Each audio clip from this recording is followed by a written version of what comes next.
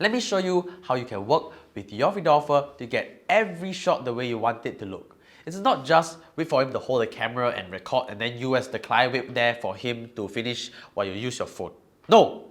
You need to be actively working with your videographer to make the best video possible. This is how to do it. Step 1. The videographer talks to you. He says he's going to set his camera here, pointing his camera there, and the lights will be roughly coming from there. You as the client, if you like what you just heard, you will say, okay, that works for me. Step 2. Your videographer now is going to set up his camera and lighting at the spots he told you he would set up at. You will not ask any questions during this time. Just wait for him to set up everything finished first. Then step 3, the videographer will let you know that he has finished setting up by saying camera set.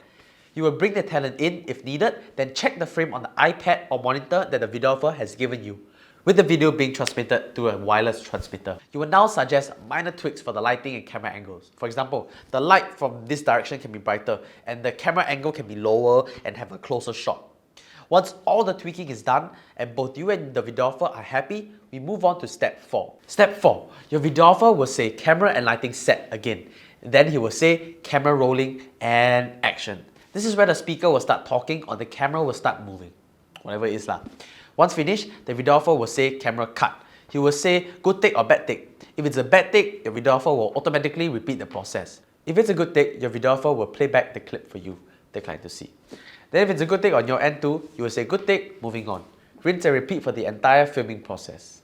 So let me summarize. So videographer says camera set, you as the client approve. Videographer then says camera set, camera rolling, then camera cut.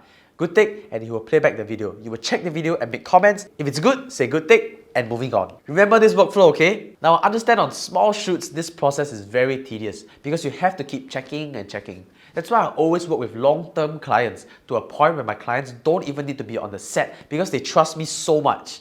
However, if your clients are not long-term, here's some tips to make it easier. Use a wireless monitor that's connected to the camera, so you as the client can constantly view what's being filmed and you don't need to be constantly stopping or constantly approving for the shot. Only when there's a problem, then use sound off. Another tip is to have this checking process for the first half hour, and once you get warmed up and you generally got the angles dialed down, you can relax a little bit and just drop in once in a while to check.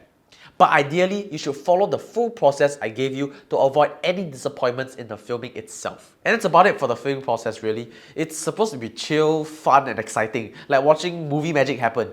So once you're done, pack up, go for lunch, dinner, whatever. So now we're going to move on to the next pillar, which is post-production. I will show you things like how your videographer will deliver your videos, and especially if you want to keep the raw clips. I'll show you how the editing phase works in combination with the color grading, sound design, audio enhancement, and motion graphics, and how you as the client can work with your videographer to discuss the editing and make revisions along the way in a smooth and fun process.